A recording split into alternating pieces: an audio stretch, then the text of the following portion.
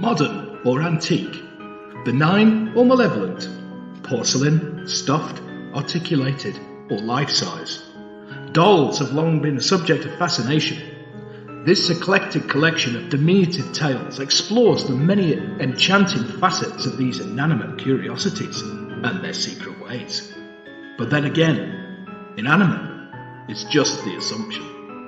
Genres included in this anthology include horror, psychological horror, science fiction, and speculative fiction, with moods ranging from sweet and heartwarming to disturbing and horrific. The Good, the Bad and the Cute, The Secret Ways of Dolls is a Mannison Minibook anthology published by Mannison Press.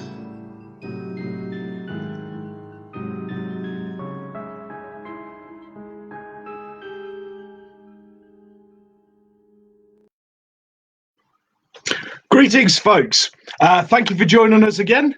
Tonight is a very special launch party for the Minibook anthology, The Good, the Bad and the Cute, The Secret Ways of Dolls from Mannison Press.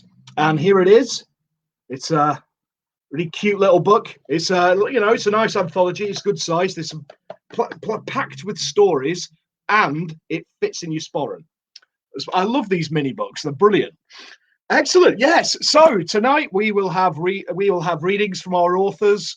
There will be a live Q&A. So if you have any questions for us, get them down in the comments there, and I'll try and work my way through them as we go along.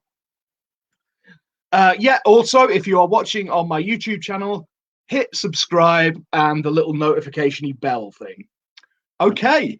Right. So without further ado, let's bring on our first guest. My first guest tonight, all the way from Florida, is one of the co-founders of Mannison Press. She's been on these things before. A friend of mine, here she comes. It's Deidre J. Owen. Deidre, how are you doing? Hi, I'm good. To see you again. Doing? Good to see you. Yeah, too. good to see you again. Don't think I didn't see you dancing in the back there to the to the little countdown music. Like the music. I saw you. I can see like a lot of people, because when you're just a guest on these, all you can see is your own little thing in the bottom. But I can see all of you. I have the power. So don't be sitting there picking your nose, people. I saw it. That's the sort of thing I do. I mean, the first time I was on one of these things, the first time I was on StreamYard, I was a guest, and I was in the background, and it was a live. Like a convention thing, and I was in the background waiting to be on. I'm arsing about. I didn't realize they could see me. That's funny. I didn't realize at all. That's funny. Yeah. Oh. So The Good, the Bad and the Cute. How did this come about then?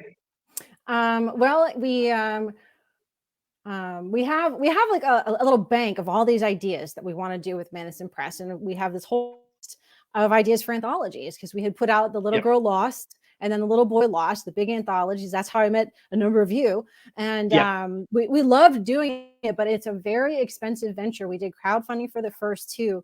But, crowdfunding, we don't want to have to do that. We're a couple years old now. So, but it's still pretty expensive for little guys like us. So we are kicking around different ways to do things. And we had the idea to put together an anthology as a mini book, because our mini books, we've got a couple dozen of them now. They're doing well, have plans for more. So we said, what if we put it into a mini book? So we started with this one. This one came about based on my story. Yes, which actually is based on a true story. It's something that had happened to me when my daughter, who's 10 now, but she was a toddler. Toddlers and their toys. And cool. I'll ask everybody about the inspiration when we go around later. So I want to hear about that. I want to hear. Have you brought the offending article? I brought the doll that I based my story off of, but I also have a photo of the incident, the original doll, which I don't have anymore. But I'm going to hold up my phone to the camera. You can make it out, but there's a little tiny doll out on the patio, and it's dark outside. And I had just walking through my kitchen. I looked outside. I said, "Oh, hello, little dolly. What are you doing outside?" What are you doing outside? It was a really creepy moment.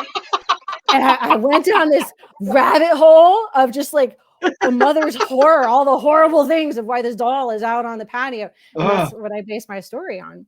But I do have the doll. Oh, in the sort of... Take a little artistic liberties. Here is the Jacqueline doll. I see she is indeed in a little radio flyer wagon. Oh, did you hear that? She's got a little music box inside, and every now and then, just a single tone. Nightmare fuel. It scares the door. I don't like it. Yeah. But here she is, and she's proper gorgeous. Nightmare she is fuel. Gorgeous. Yeah. And she was given to us by one of our elderly relatives, because she's a beautiful little doll. So that is the Jacqueline doll. And her shoes do indeed come untied all the time. I don't understand how it happens. That too creeps me out. Because I wondered that on the cover, whether you added that or was it just very happened. much on purpose. Oh yes, that was very much on purpose. See on the cover, nice. There she is. There's my Jacqueline doll sitting right on my desk. Nice. Yeah. The other cover star will be making a grand entrance later. Yeah. Leave him. He's become a bit of a diva. So going to his head. Yeah, it happens. It happens. Cool. So are you going to give us a little bit of a reading of your story? Yes, I will. I would love to. I will leave you to it then. Do you want to introduce it and give us a read? I will come back on. Just the drill. Just give me a little wave or whatever. Yeah. I'll just wait for the uncomfortable silence and come back. Oh no, wrong way. Here I am. All right. My story, as I said, it was based on a true experience. It's called A Weary Mother's Nightmare. I'm not going to start at the very beginning.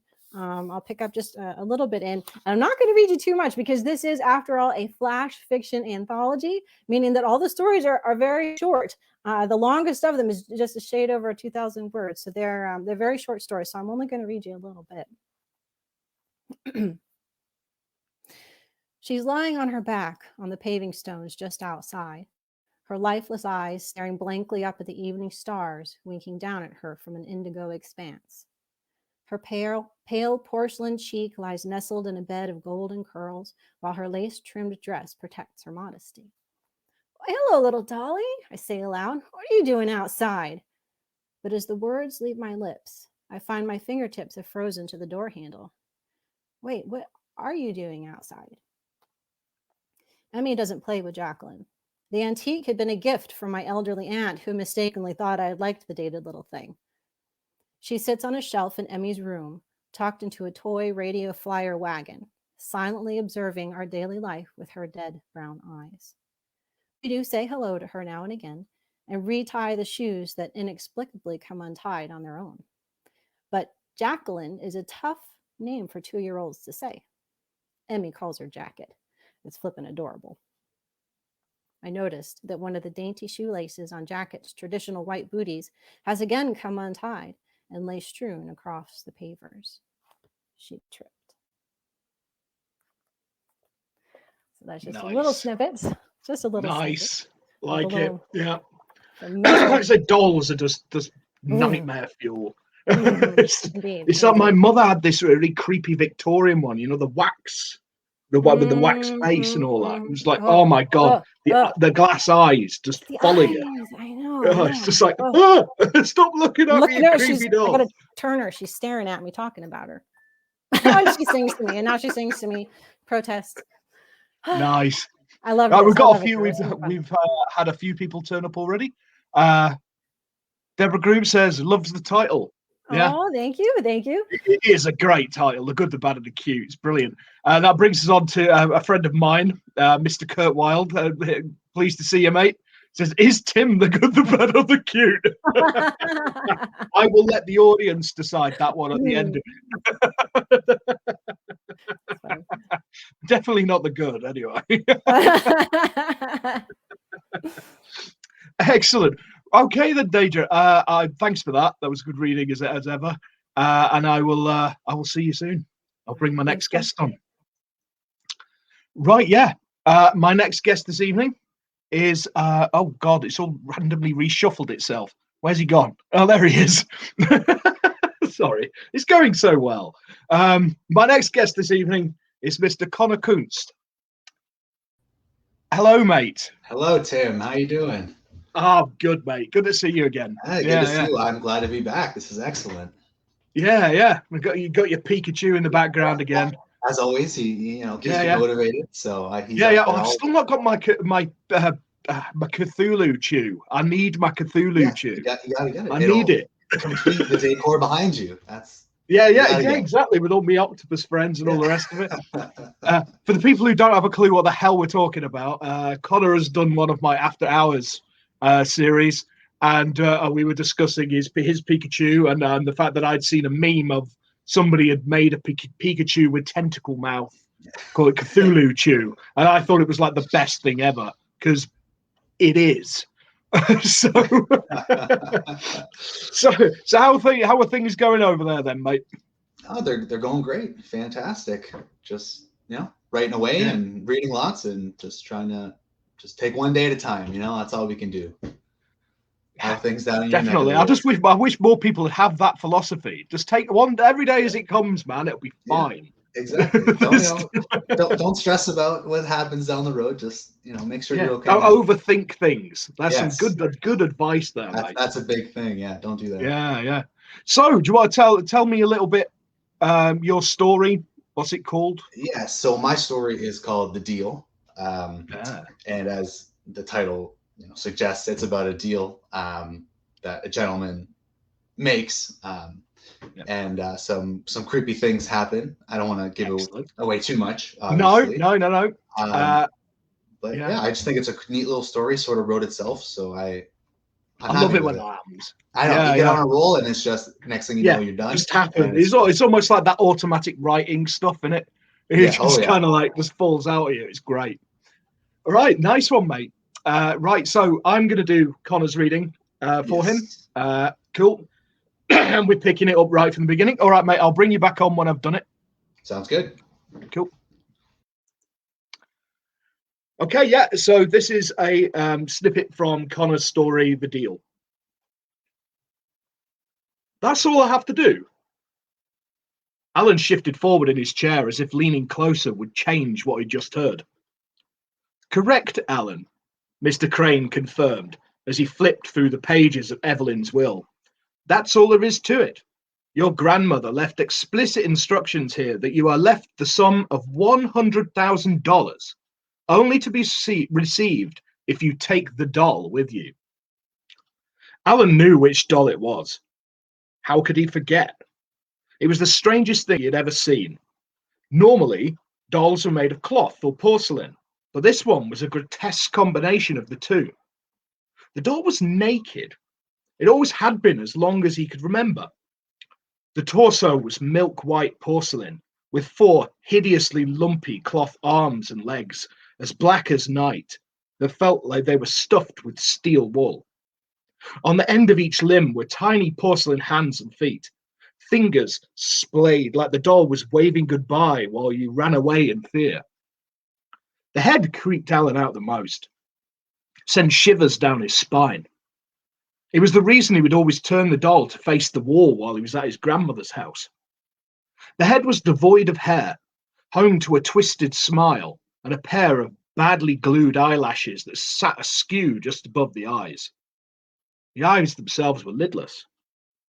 2 grey marbles set unevenly apart. As a child, Alan scared himself many times by thinking there was something moving behind those pearls of smoke.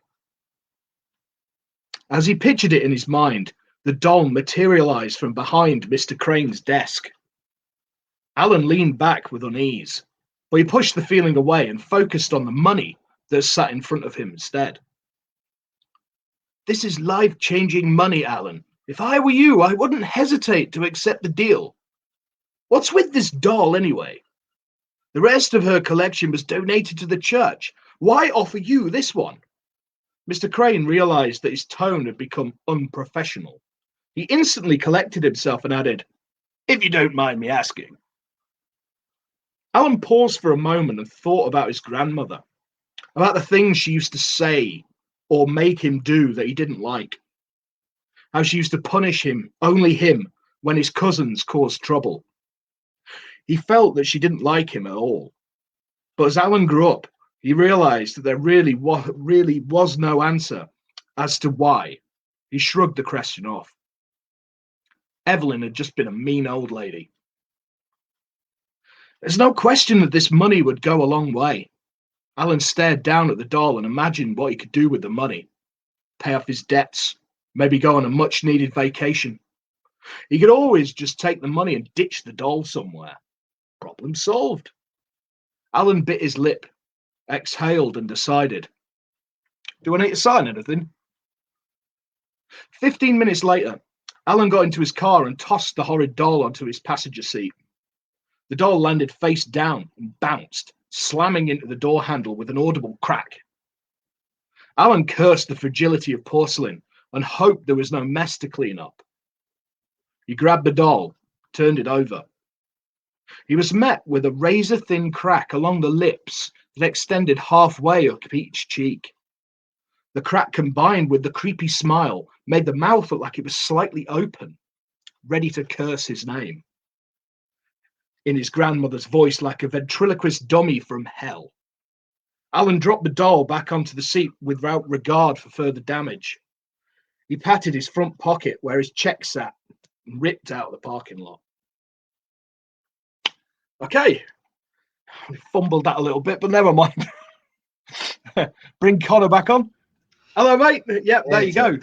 That was the coolest. That was the coolest thing I've ever experienced. Just sitting here and you, orating it and your bravado. I was just, awestruck. That was great job reading that. That was fantastic. Cheers, thank you. No, I mucked it up a little bit, but it's actually a lot. Really tricky reading somebody else's stuff. I can imagine for sure. Yes. Yeah. It's hard to judge the rhythm because everybody writes at different paces. Yes. Yeah. And stuff like that, But no, I love that setup. Bang up job though. That's fantastic. It's a classic setup. That is. Yeah, getting like full on Annabelle vibes from that. Yeah. So, yeah. I'm glad. That's awesome. Yeah. Nice one, mate. Okay, I'll bring you back on in a short while. Thanks for that. Right. My next guest lives just down the road. Well, not quite just down the road, but very, very close.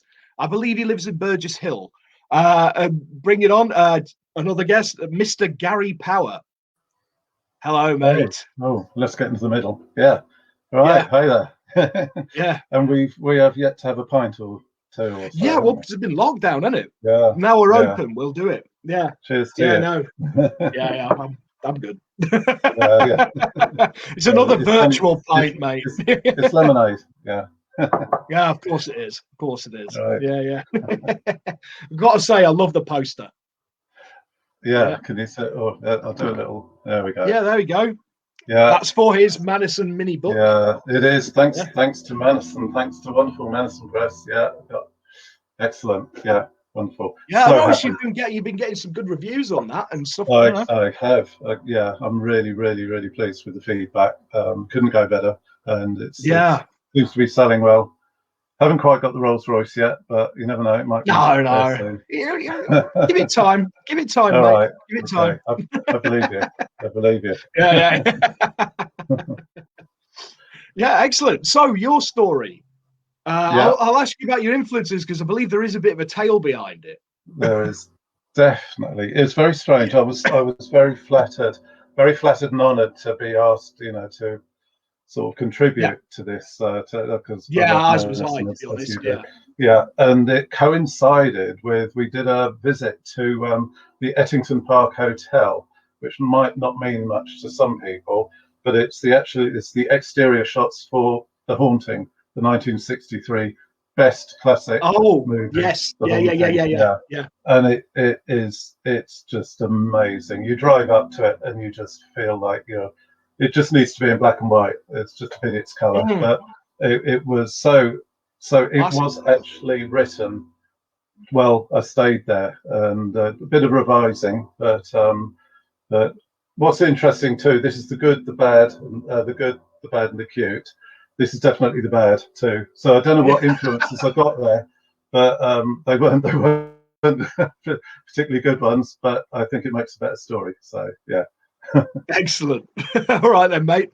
Are you ready to give us a little snippet? Yeah. As Deidre said, and I'll tell you what, I'm in awe of your reading's very good. So this is just a very brief bit, as Deidre said. They're sort of short pieces, so it's just a tiny little taster. Yeah, ready to go. Okay, mate. All right. I'll bring you on. Right, so this is called Foundlings. Thomas Ratcliffe, 19th century squire of Satan Manor, employed vagrants to become valets, housemaids, and footmen. The heretical landowner kept a secret, though. He was an occultist and a practitioner of spiritual dispossession. He took in thieves, beggars, and prostitutes and gave them shelter and employment. His nefarious plan was to create new life from old and preserve his own existence for eternity. Instead, he created psychotic replicates with a lust for flesh and blood. And so 12 mannequins, grotesque caricatures of their ill-fated human counterparts, slumber in the tepid darkness of a secret oak-panelled room deep below the foundations of Satan Manor. They are foundlings. Like homeless children, they are abandoned and unwanted. It is their instinct to feast upon the vices and corruption of men. Their porcelain complexions are unblemished, and their gaze fixed in vacant stare. But they see through earthly eyes. They taste with fleshy tongues, and they bite with human teeth. For 150 years, they have remained dormant with their chimerical thoughts, festering in a pool of unnatural torpidity, until now. Ooh, I like that. Well, that's, and then it cues to present time, and Satan Manor, which isn't spelt Satan, it's SAYTTON, is now nice. it's a historical home that's visited in this occasion by a group of school children who get locked in the library, and one of the bright young sparks finds the secret passage that leads to a cellar. And I wonder what can be there. I wonder. The story leads on. Yeah, bless Love them. it. Bless the poor little kids. Yeah, bless their cotton socks. Yes, yeah. I love it. I've got that classic. Classic setup, hasn't it? I love it. I'm a sucker for anything like that. It's great. And as I said, it was inspired by, there is a library and there is a secret room if anyone ever goes to Ettington Park Hotel. And we were shown that there's a sort of there's a guy there who will take you around, and he'll do a guided tour. Damon, his name is, and he's the most wonderful bloke, and he knows all about the history of it, and he knows about the film, and he'll do a tour of it. So it was very inspired. So it came relatively easy. Nice. But it's, as you know, writing it down is a whole different ball game. And there's been many revisions and things like that. In fact, writing a small piece, the amount of revisions that I did. I find it harder. I've always said I find it more difficult. Like shorter pieces are really tricky for me. You know, it's a running joke through people who know me that I can't keep to word counts. I favour longer pieces. Drabbles are. No, not a chance. I can't do drabbles. They make my brain ache. And you are so prolific at the moment. You really are. Yeah. Do you recognise this little book? Oh, excellent! Excellent, nice one, man. I'm halfway through it. Excellent. I can see Deidre in the background doing a little victory dance. Oh, it's tremendous too. Yeah, really impressed with that. Oh, excellent. That was Ron's brainchild. It's really nice and twisted, is that one? Yeah. That's good. Again, yeah. Hopefully, like my little contribution to this. Do you know? I've read. Where we go? Yeah, I've read that now. Excuse me. It's brilliant. Really good. It's Yeah, so good. I've All the yet to stories. read it. It's, Congratulations to everyone who's written to it. So proud to be in it. excellent. Yeah. Cool. Right then, matey. I will Yeah. take you off and I will bring you back on in a bit. Cheers for that, Cheers. Gary. See you in a minute. Right, who should we have next? Oh, here we go. Let's go up to Canada. Let's bring on again another one who's been on my After Hours series. It's Rhiannon Lotze. Hello. How are you doing? I'm very good. Oh, there we go. We've got an echo. Yeah, I'm very good. We got an echo. Yeah, we're basically speaking at the exact same time. Ah, got you. So how are things going then? Yeah, pretty good. It's finally summer for Canada, which is cool. But it's very hot summer this year. But yeah. That's what we're like the other week. Everybody was like, yay, summer's here. Oh my God, it's a heat wave and we're all going to die. I normally enjoy it, except the air is like water. That's what the problem we got today. Yeah. It's so humid. That's what I was saying behind before we came on. I can't take my hair down because if I do, it just goes because of the humidity. I went camping the other week by a lake, so of course it's even more humid, and my hair was just this big. Even my beard does it. It'll go like little. I noticed little wispy fronds of it just sort of going like that. Yeah, I can't a say bit I like have a that miniature problem. Cthulhu on the end of my chin. I suspect you'd enjoy that.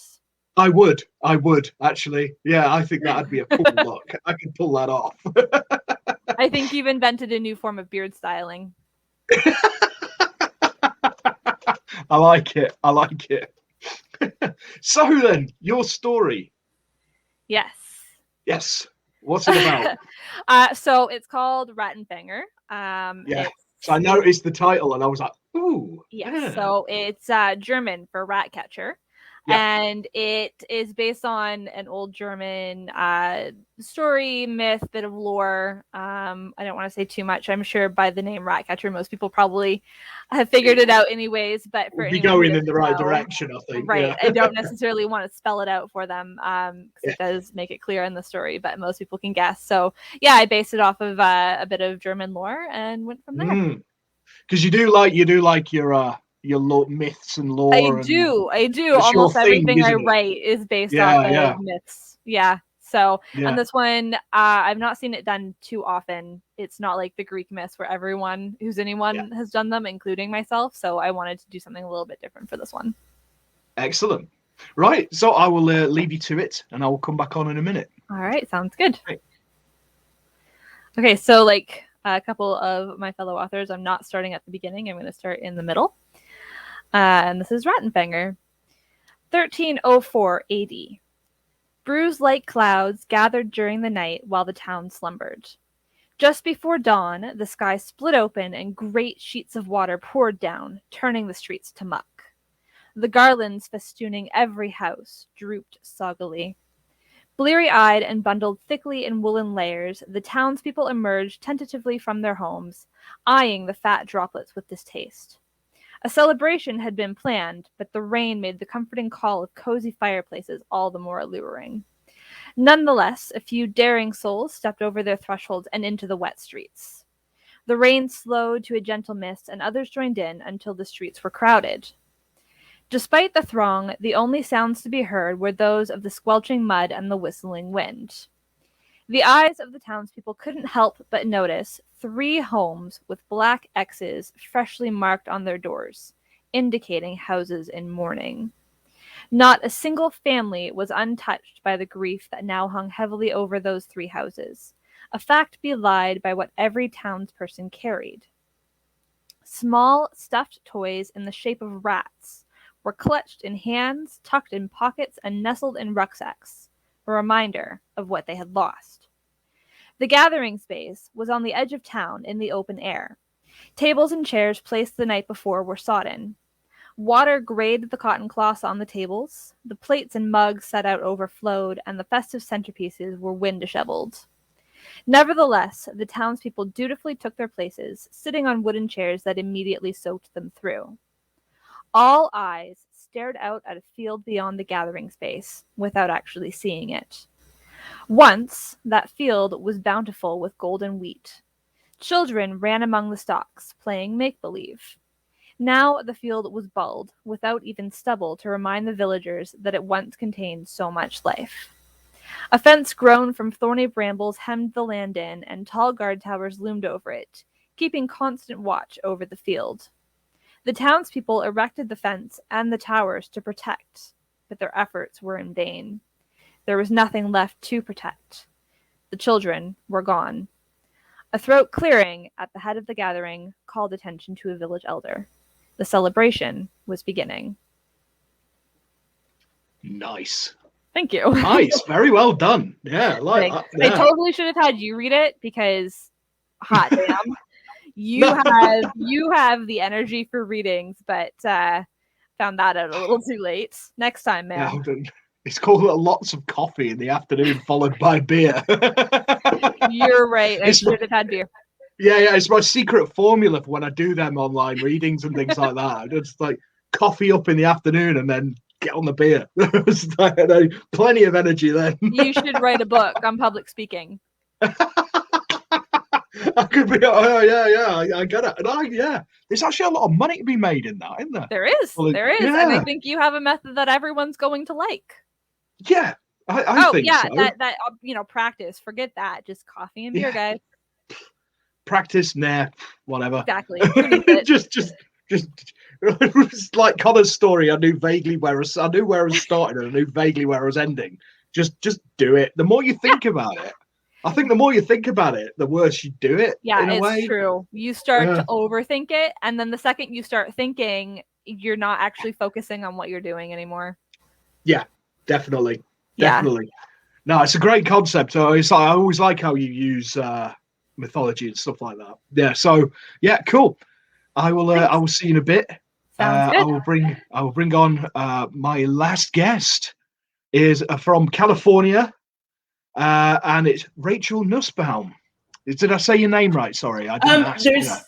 There's multiple pronunciations for it, actually. Me and my family go by Nussbaum. That's the German pronunciation. Yeah, some people. I went with the German pronunciation. Yeah. So yeah. Cool, excellent. So how are you doing? I'm doing great. It's great to finally talk to you in person. We've been emailing back and forth, playing tag for a while. Yeah. No, it was because you're coming on the After Hours series to do your thing about the about your novella. But for one reason or another, it just keeps. Actually, it's like I say, I've had a lot of real.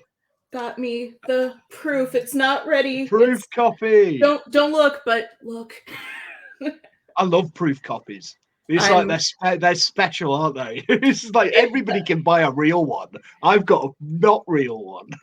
It'll be my first solo publication, and I've worked with Mannison before, and it's been an absolute delight. Yeah. That's a recurring theme with everybody who's worked with them. They're really good people to work with. So like when anybody says, "Do you know anybody with a really good editor?" The first person I say is Ron. I mean, God, that man is good at editing. So yeah.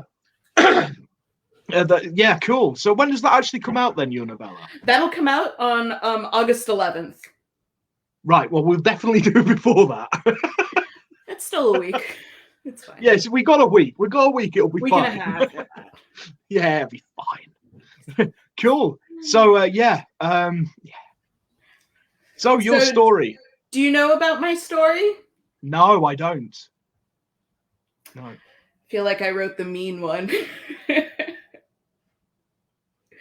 I do tell. So there were a lot of changes going on in my life. It had been a rough year. Things are much better actually now. Yeah. But I was in a headspace when Mannison said, "Hey, you want to throw a story in here?" My brain's like, "Do something real messed up," and I'm like, "No, brain, don't go there." My brain's like, "Hey, remember Toy Story 3?" And I'm like, "Yeah, brain." And it was like, "What if we took that a step farther?" And I'm like, "Oh no." Nice. I like where this is going. I love that film. Oh man, I still remember being in that theater and looking around and seeing an entire theater full of grown men just weeping. looking next to my best guy friend, and he's just openly sobbing. Just This is it. I guarantee it. It's just like it's just one of them. Just turns it on, man. It's the weirdest thing. I never cry at films about people. It's always about like inanimate things or like animals, but it's like the most I've ever cried at something was the end of it was back in the Christopher Eccleston series of Doctor Who, the one with the Dalek, where the Dalek at the end of it's called Dalek, and then when the Dalek kills itself, how was it? That was just floods, man. It's just like people, whatever. A Dalek, now I'll cry. I mean, just watch Iron Giant and get to that ending. No. Yeah, oh man, yeah. Cool. So, what's your story called then? My story is called Inside an Empty Room. Nice, like it. Are you going to give us a little bit of a reading? I'd love to. Excellent. I will disappear and come back on. Fantastic. Okay. Valerie Stover's house was dark, the lights off and curtains drawn. Floral arrangements littered the porch and were just beginning to wilt, petals landing on loose sympathy cards. Inside, the landline had been taken off the hook, concerned voicemails left unheard and unanswered. Hoarse sobs echoed out from behind the shut door of the master bedroom. It didn't get easier for Valerie, waking up, her tired mind remembering the nightmare that was her reality over and over again. But this isn't Valerie's story. Inside the second bedroom, Emma's room, her toys had been adjusting to their new reality as well. Several of the more fragile figurines shattered themselves when the news came through. But others were built too sturdy for that, and like Valerie, they had to accept their nightmare as well, the worst thing that could happen to a toy. Valerie had only come by once. She stopped short of the doorframe, shaking as she stared into an empty room. The toys had all winced as she yanked the door shut, collapsing as she wept. As the days progressed, the toys coped by breaking off into smaller groups to offer support and comfort in their own ways. Emma's stuffed animals snuggled tight on her bed, keeping each other warm. Her collectibles on the shelves had formed a support group. The action figures were hard at work inside the closet, packing themselves away in a storage box. Finally, up on the cushions of Emma's window seat sat her dolls in a half circle. One of them had brought over Emma's light-up jewelry box, the dim light dancing across their artificial faces. "What will happen to us?" Alice whispered. The other dolls turned to look at her, and Alice pulled nervously at her yellow hair. "It's not even been a week yet," Marjorie, an antique china doll, admonished. "She's right," Crystal and Winterd said in unison. "We should discuss this." Marjorie glanced over at the two identical ice skater dolls.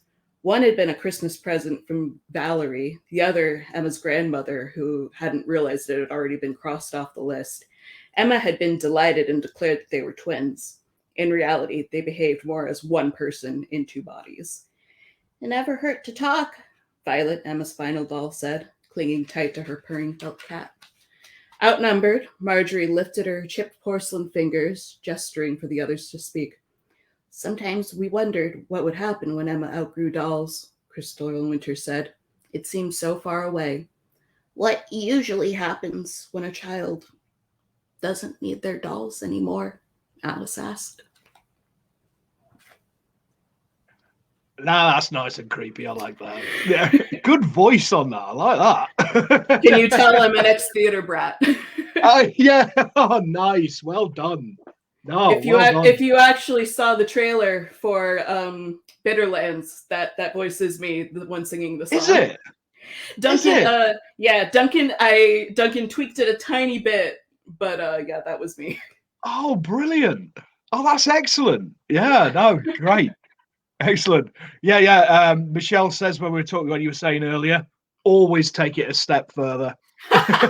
Always take it a step further. Michelle. It's that we go Disney walked so we can run. Yeah. We go where they can't.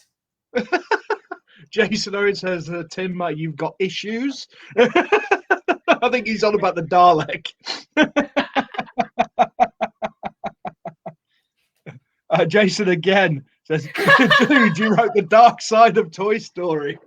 It's got to, these things happen and you wonder. what happens to the toys? Yeah, this is true. Now, here we go. Weasel Valentine is Queen of Creepy. Thank you, Kira. Nice. Excellent. Right then. Cool. Thanks. That was great. I'll bring you back on in a bit. We'll crack on. Like I say, if anybody has any questions for Rachel or for any of the other guests, for myself, get them down in the comments and we'll go through them in a bit. Right. I'll see you soon. Right, that leaves me. I don't know how I'm going to top that, but I'm going to give it a go. Now, before we start, I would like to introduce everybody to a very special guest. He's taken time out of his busy schedule to be here today. He is a cover star. His name is Ollie.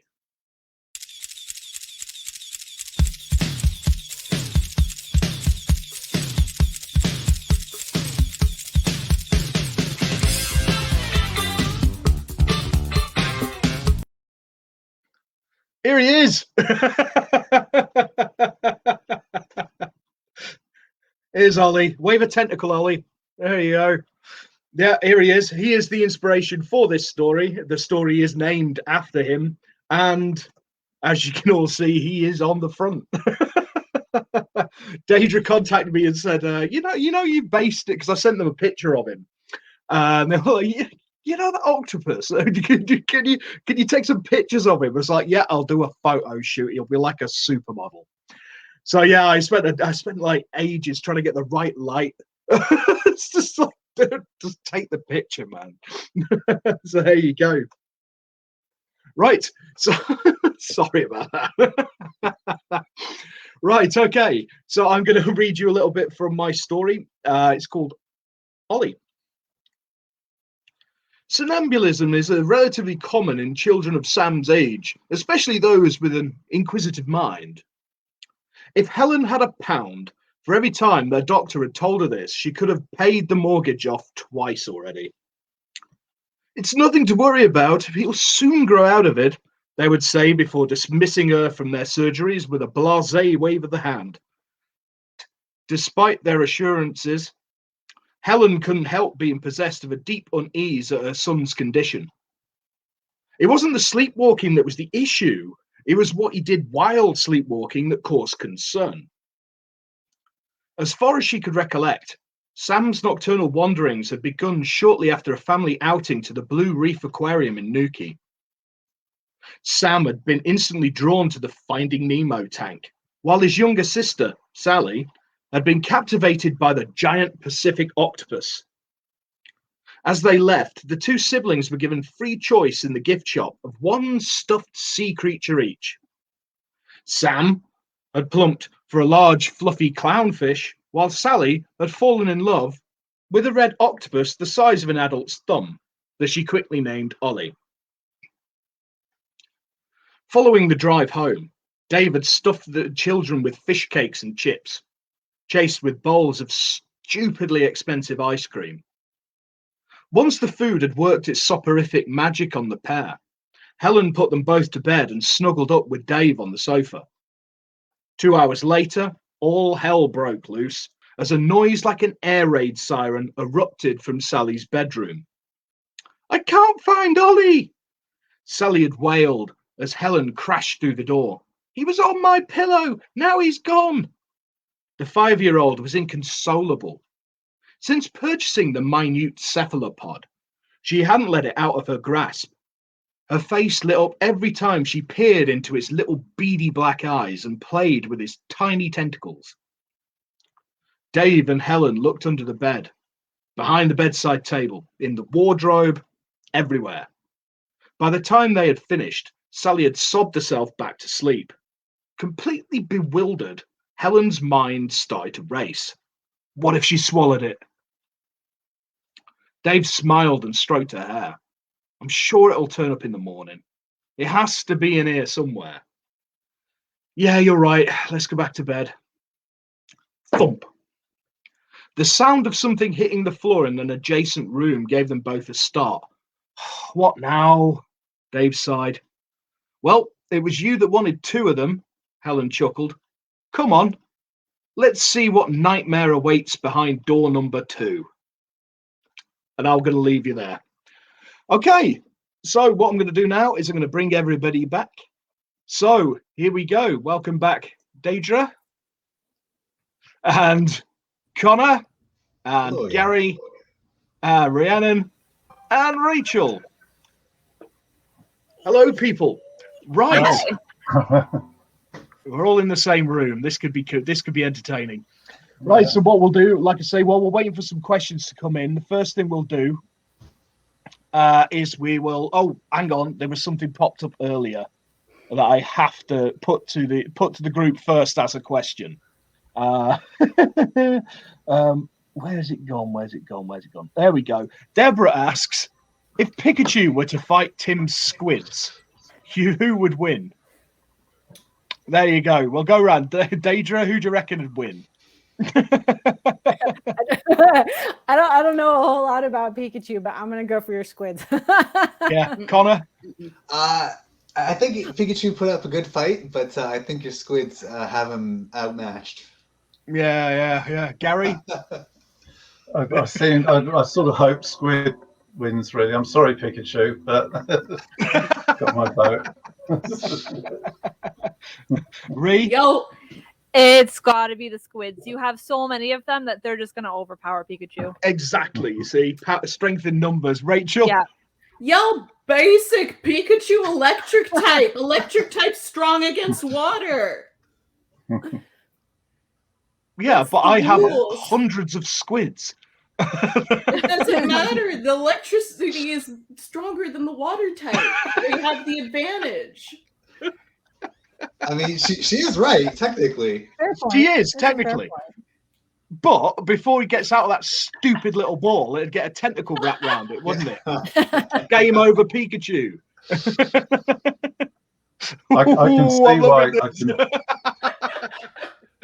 I can see why we got these stories in this book now. This is very frightening. The Mannison, what have you unleashed? Yeah. She's created a monster. The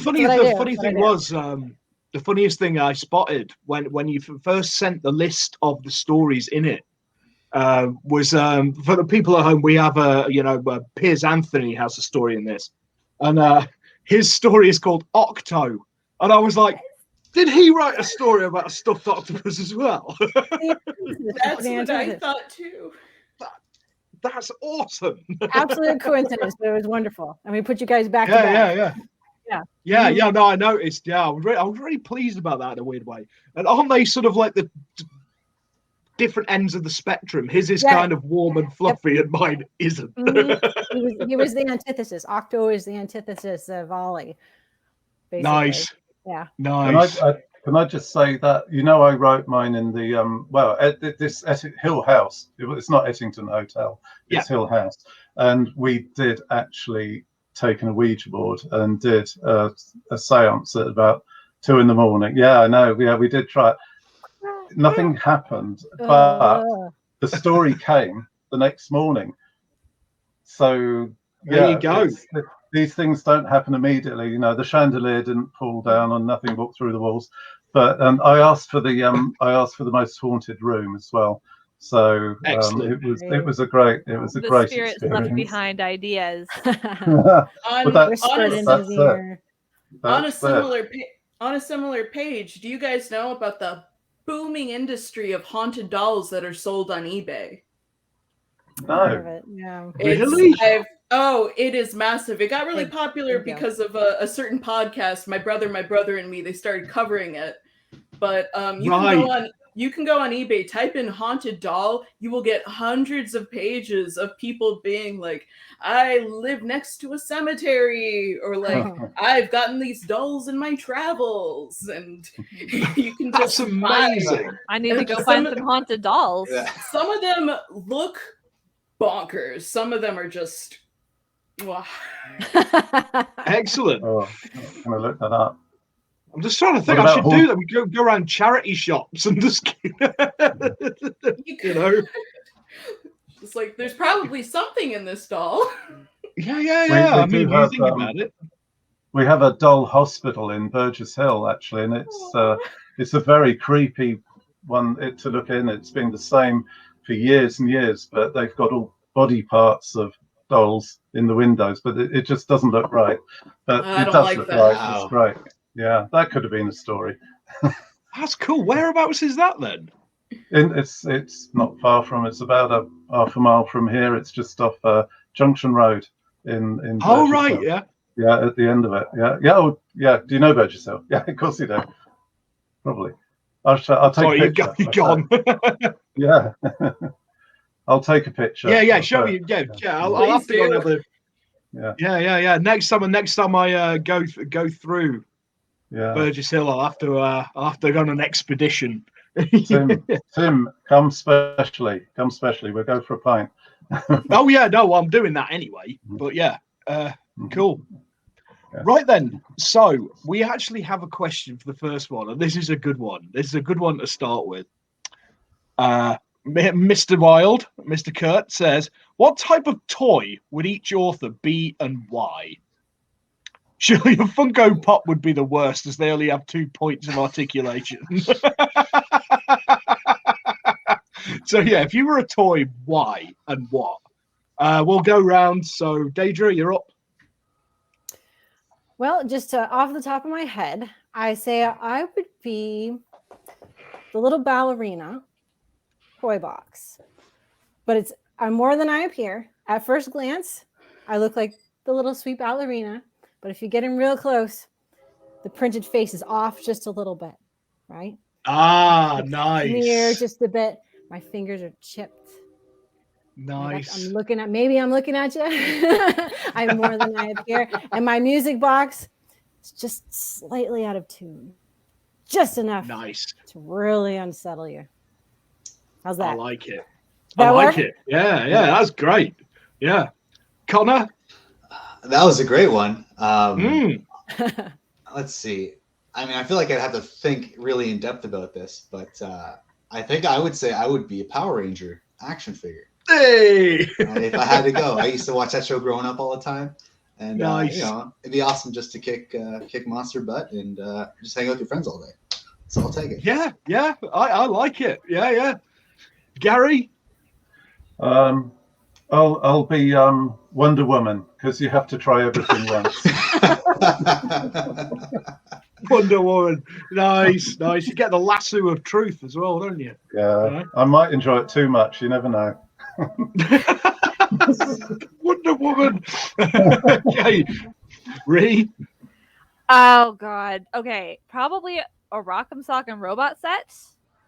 Super uncoordinated, can't hurt a thing, but if you call me on it, I will fight you.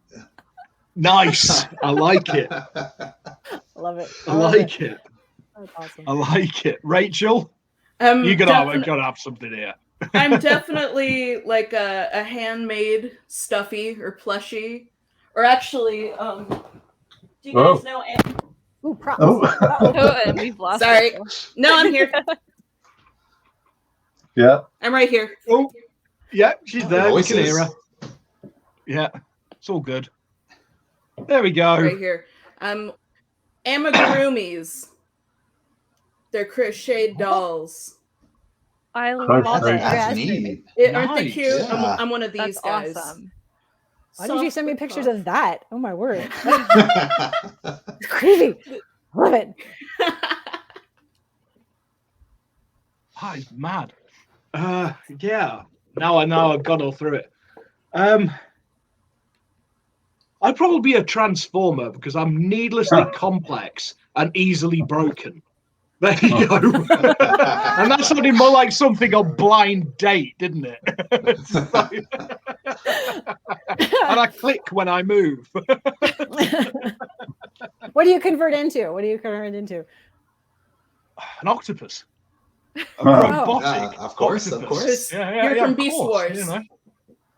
Yes. There we go. Cool. Right.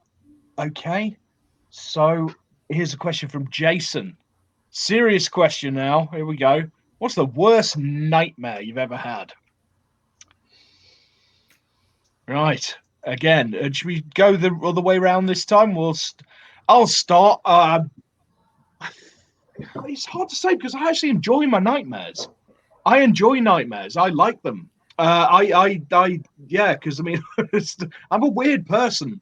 I mean, the ones that would be actual nightmares to me, the ones that upset me, are usually about something mundane. Usually when I'm like, because I was a chef for a long time, my worst nightmares have been stuck there and forgetting how to cook. It's almost like the school kid one of standing in front of the class without your pants on. It's like the chef equivalent of like you've got hundreds of tickets on and you've forgotten how to use your knives.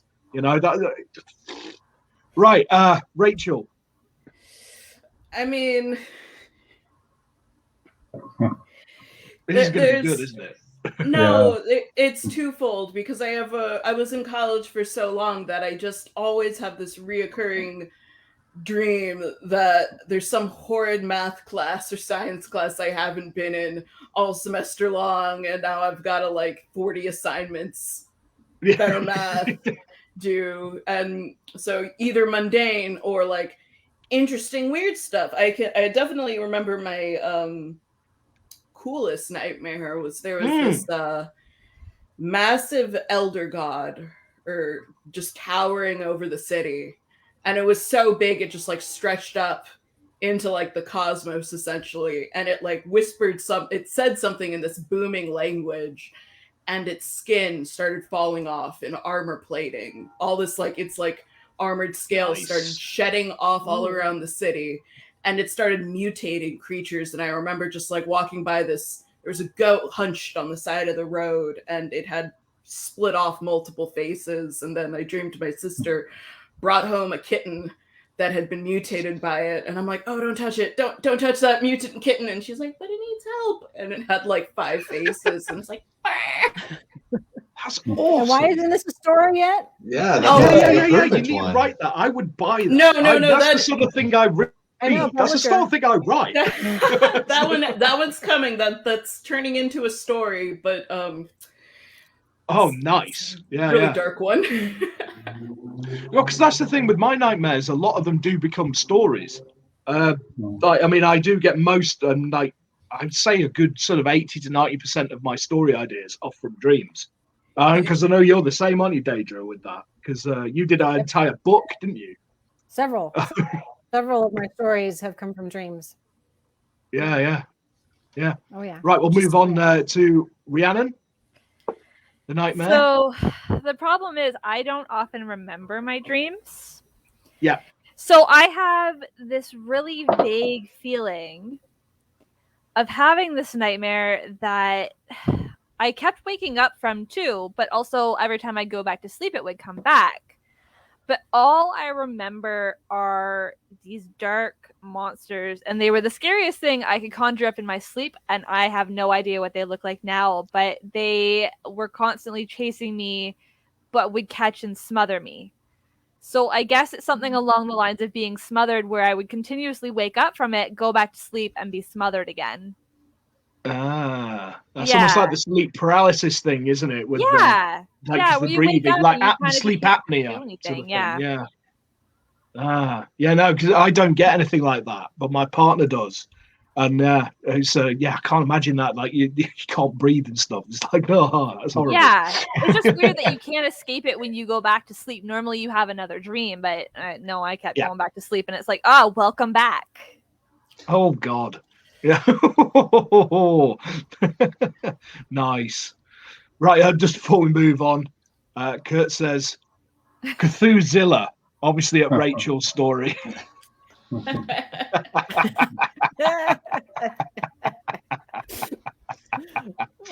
Excellent. Okay, moving on to Gary.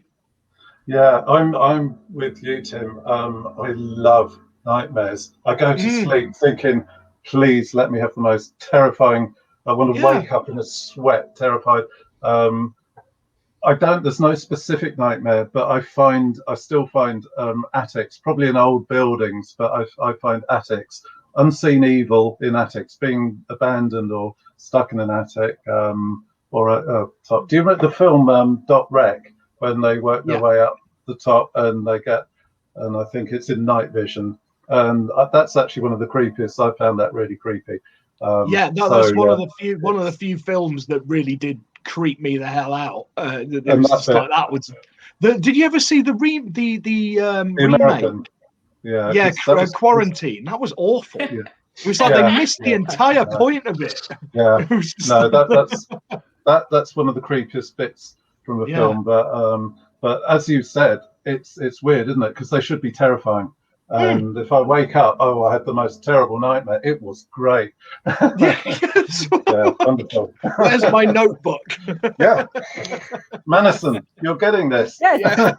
All right. Yeah. Yeah, I've just dreamt your next Minibook. Yeah. I'll write it down before I have a heart attack. yeah, definitely. Connor? I would have to say one of those dreams where you're just free falling and you can't control anything, and you get the knot in your stomach and you're panicking and you just fall for eternity until you snap awake and you're terrified. I've only ever had one of that once, and that was when I was under anesthetic. Mm-hmm. And that was a weird sensation. Yeah, it doesn't happen that often, but I don't do too well with heights in the first place. Oh, right. So just falling with no end in sight is something I do not like. So that's the worst one for sure. Yeah. Not a fan of roller coasters, huh? But see, I am. That's the weird thing. I can deal with that. I like the rush of that, but I think it's when it's out of control and there's nothing to help you. That's when it really gets to me. No, so it's probably more of a control thing than the actual height of it. Perhaps, yeah. Yeah. Okay, Deidre? Well, like you said, a lot of my dreams turn into stories. I have a whole mini book dedicated to that I actually dreamed this crazy nonsense. I mean, those are all dreams, very little embellishment. I just very, very vivid dreams. I went through a season. In fact, sometimes my husband confessed that when I would be going to falling asleep, he'd be like, pirates, trying to inspire my dreams, But as far as I think the scariest ones are the ghosty ones. And, like Gary said, you wake up and you're like, that was terrifying. I love it. I mean, at the moment, maybe not so much. I don't like that moment of waking up where your heart's pounding crazy. And, but it's the ghosty ones that really get me worked up. But those make the best stories. That was my story. Little Girl Lost and The Salted Cabin. The Salted Cabin, actually, that's coming out on audio. Is it? Nice. Yes. That's awesome. Yes. Brilliant title. I love that title. Oh, thank you. That was it's a good one. I've read it. It's a good one. That. Yeah. Thank you. Ghosty stuff. Yeah, excellent. And my husband confirms in the comments, fact. That's the Tom Petty nightmare. Yeah. Free falling. Kurt. You're such a pillock, Kurt. You really are. I love you, but you're a pillock. I'm free falling. Oh dear. How dare. Although he redeems himself on this one. Tim's nightmare, waking up in a dystopian future where all the gin has gone. Yeah. I would think all the coffee. Yeah. That's mine as well. That is that is a nightmare right there. Okay, Julia asks, do we all have other stuff? What we're working on currently? I'm currently working on far too many things at once. It's just I've just finished up a story for a project literally this morning, but I'm also doing another one at the same time, and there's something else I'm trying to do. It's all cosmic horror, Cthulhu mythosy stuff. So lots and lots of tentacles. So we'll move around. Deidre, what are you working on at the minute? Right now, I'm working on a new novella. Nice. This is actually a humor piece, kind of heroes and villains. I don't want to give anything away right now, but I'm having a lot of fun with it. I'm making myself laugh. I do humor. I've done a couple small humor pieces, humor, horror, and children's books and weird fiction, and I'm all over the place. But right now, I'm working on a humor. I'm hoping that comes out, or I'm hoping to have that finished within the next little bit, and maybe it'll make it into our round of novellas if it's any good. I don't know. We'll find out. This is it. You can just hope, can't you? Yeah. If it's ready, it's ready. Excellent. Connor, what are you working on at the minute, mate?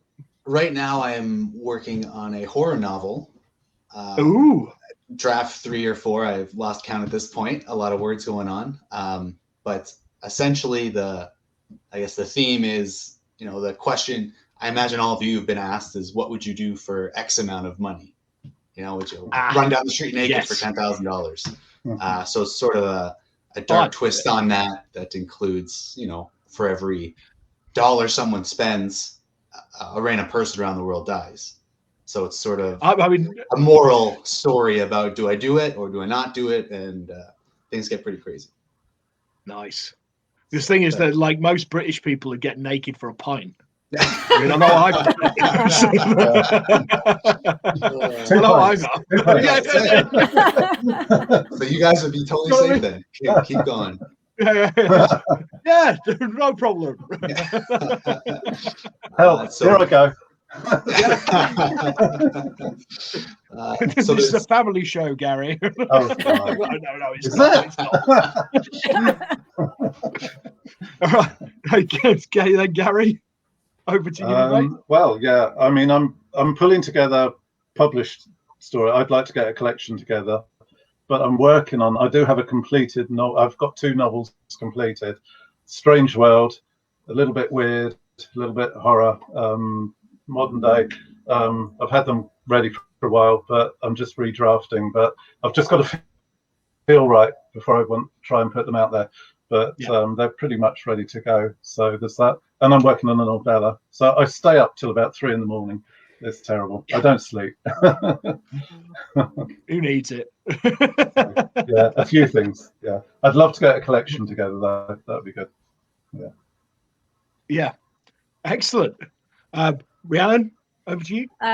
So I've got a fantasy novel in the works, with witches and the Wild Hunt. But I'm only just getting started with that, so that's going to be a while before I get anywhere with it. And in September, there's a competition, write a novel in 3 days, which I think I'm going to do. I'm starting to vaguely plot out. Good luck. Wow. Yeah. So I think I'm going to try that out for the first time. They do it every year. It's Canadian based, but anyone can enter if you guys are interested in attempting a novel in 3 days. What's the prize? You get publication. The novel? Yeah. So if you win, you get published. And then I think there are prizes for other tiers, but they don't list what they are. So I've got no idea. I've never done it before, so I don't know what else they're offering. But yeah, so I'm going to try that. That makes that NaNoWriMo thing look like for weeks, I know. Doesn't it? Yeah. You guys have got a month. I got 3 days. Yeah. They at least specify the bragging rights for that, man. About 100 pages long. So it's kind of novella length. You don't have to go with the 600-page behemoth of a novel. But yeah, so yeah. Excellent. I've got good luck my with novel. That. Blimey. I've got my novel. I could just say I wrote it in 3 days. You could. You absolutely could. They'll be like, oh wow, how did this guy get so much done? Yeah. Not 10. So good at writing. Wow. Imagine that level of concentration. I think more like 10 years actually. Okay, on to you, Rachel. Yeah, so at the moment, I'm kind of taking a breather just from everything that's been going on. I do have a lot of stuff that I've just put on hold for just a second, but I have a short story coming out with, I don't know if any of you are familiar with Splatter Club, the Splatterpunk Horror Club. It's run by yes, I am. Yes. K-Trap Jones and the boys at Bloodbound Books. They're gonna. Yeah, I love my boys at Bloodbound Books. They're fantastic. I've worked with them a bunch. They are wonderful people, great publisher to work with. I've got a story coming out with them called Protein. Nice. Had that one in the bank for a while. And I'm working on I've been doing short stories for a while, and Mannison, you guys are the first that are publishing one of my solo pieces, and now I'm trying to take that next step forward. So I have another novella I'm working on called Slime, which is it's an urban fantasy book about healing from a toxic family and gender identity. And I've had the draft forever, but I've had it on the shelf because I really needed some sensitivity readers before I could kind of approach this topic. And I've got some a very close friend who's going to be looking over it and giving me advice. They've already given me some amazing advice. And I've gone down that route before with a couple of pieces I've done. It's a story I want to tell, but if I'm going to tell it, it has to be done right. Yeah, exactly. Otherwise, you don't want to butcher this kind of thing. You don't want to make a mess of it, do you? You know, absolutely. So it's got to be authentic or not. Yeah. And I have a pretty. I'm taking my first steps to doing my first full-length horror novel. So I'm really excited about that one. Yeah. Excellent. Yeah, brilliant. Yeah. So we're all keeping busy then. Yeah. Oh yes, definitely. Yeah. Okay, right. I think I'm gonna start wrapping this up now because we've already gone over by 10 minutes. So this could go in for us. It's all right. Yeah, excellent. So you people at home, this book we've been talking about, The Good, the Bad, and the Cute. The Secret Life of Dolls. Yeah, we've all got them, I think. Yeah. Mine's in the mail. It'll be here soon. I'm counting down the days. Hold up your Pikachu. Hold up your Pikachu. There we go. There we go. Perfect. There we go. Yay. Cheers, team. We did it. Yeah. Cheers, Tim. Thank you for doing this, Tim. Brilliant. Oh, no worries, mate. Such a good job. Such a good job. No, I enjoy these. I mean, yeah, I really do. And so if you people at home want to get hold of a copy, there's a universal link at the bottom now, which is it will be under the video if you're watching on YouTube. It will also be in the video description on Facebook. So there will just be a link you can click if you're too lazy to type that in. That's getbook.at/good_bad_cute. And that's from Mannison Press, of which Deidre J. Owen is one of the co-founders, along with Mr. Ronald Linson, who's not with us tonight, but he was on the previous video. You want to check them out. That is MannisonPress.com. Check out their catalogue. Like I say, we're all in various bits and pieces on there now. I think we've all got a standalone there now, haven't we? Yeah. And that, and which just came out, which is some of you guys were in Little Girl Lost too, right? Yep. Yeah. I'm in Little Boy Lost. Little Girl Lost, Little Boy. The Lost Boy. Minibooks and Yeah, and I've got Minibook novella. I've got a novella coming out as well. Yes, I do too. Excellent. For the proof too, so hey, there you are. He's got excellent. Yeah, so check out the catalogue. There's a bunch of good stuff. They're also on Smashwords and all the other sort of their e-booky things. Everywhere. My brain just melted out. So I don't know what I'm saying. More coffee. No more engine. So thank you everybody at home. I urge you to check it out. It's got a great bunch of authors in it, and it's a great little book.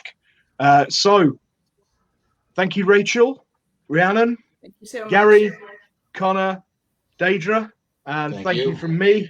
We will catch you all soon. You take it easy, people. Good night. Goodbye. Bye. Bye.